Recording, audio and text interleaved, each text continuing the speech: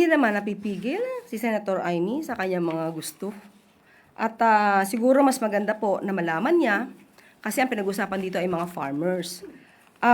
Since 2019 po, 2019 pa, during the 2019 SEA Games, nagkaroon na po ng tinatawag nating buildable areas.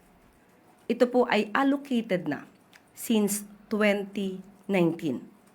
So, sa lugar na ito ay dapat wala ng farmers dahil ito po nga ay na-approve na bilang buildable zones.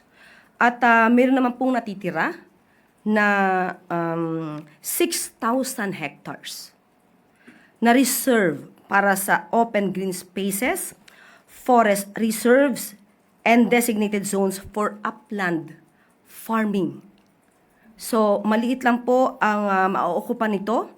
3,500 hectares ang kabuuan ng buildable zones. At doon po, maaaring ilagay itong proyekto regarding Pax Silica. So, hindi po makaka-apekto to sa ating mga farmers. Follow up po.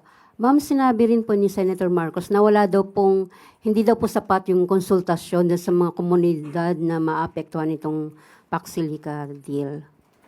Sa ngayon po, binanggit ko po noong nakaraan, ang BCDA po ay open po at sa ngayon po ay patuloy po ang kanilang pagkukonsulta sa mga concerned agencies, concerned local government units, sa lahat ng stakeholders. Kaya ito po ay nabanggit natin para sa lahat na may mga concerns ay maaari po makipag-ugnayan sa ating pamahalaan para matugunan kung ano ang mga issues na dapat pang iresolba.